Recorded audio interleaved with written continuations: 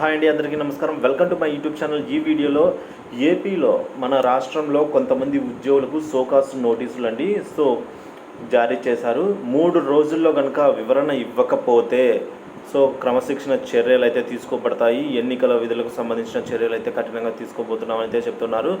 వివరాలు వీడియోలో తెలుసుకుందాం. వీడియోని ఎక్కడ స్కిప్ చేయకుండా ఎండ్ వరకు చూసేయండి. అప్పుడే పూర్తి ఇన్ఫర్మేషన్ అర్థమవుతుంది. అలాగే వీడియో నచ్చినట్లయితే ఒక లైక్ చేయండి. ఇంకా సబ్స్క్రైబ్ చేసుకున్నట్లయితే మన ఛానల్ సబ్స్క్రైబ్ చేసుకున్న ద్వారా నేను చేసే ప్రతి ఒక్క వీడియో మీ వరకు రీచ్ అవుతుంది. ఆలస్యం చేయకుండా వివరాలకు అయితే వెళ్ళిపోదాం ఫ్రెండ్స్.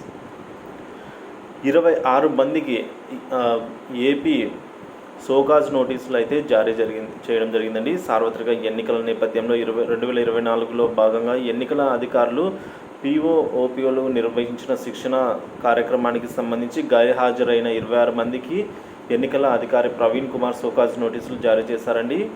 ఏమైందంటే పీఓ మరియు ఓపీఓలు వీళ్ళకి 2 విడతల శిక్షణ తరగతులు అయితే జరిగాయండి.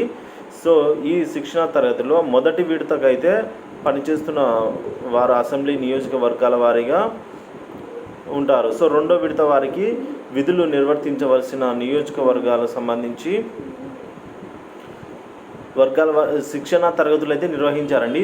మొత్తంగా 4524 మంది హాజరు కావాల్సి ఉండగా అందులో 4498 మంది హాజరయ్యారు. 29 మంది ఎటువంటి కారణం చెప్పకుండా గైర్హాజరవ్వడం జరిగిందండి. అందుకోసం అని చెప్పేసి వారిని వితిన్ 3 డేస్లో సంజాయిషీ ఇస్తూ మీరైతే రాతపూర్వకంగా ఇవ్వవలసి ఉంది సంజాయిషీని. లేదంటే సెక్షన్ 134 ఆర్పి యాక్ట్ ప్రకారం అయితే సోకాజ్ నోటీసులు జారీ చేసి 3 రోజుల్లో వారి నుండి సంతృప్తికరమైన సమాధానం రాని యెడల ఎన్నికల విధుల నుంచి ఈ విధంగా అయితే అలసత్వం ప్రదర్శించినందువలన ఎన్నికల నియమావళి ప్రకారం తగు చర్యలు తీసుకుంటామని కలెక్టర్ ఆ లేఖలో పేర్కొన్నారు. చూశారు కదండి, ఈ ఎన్నికల విధులు అనేవి తప్పనిసరి అండి. ప్రతి ఒక్కరూ హాజరు కావాలని చెప్పేసి ముందే చెప్పింది ప్రభుత్వము.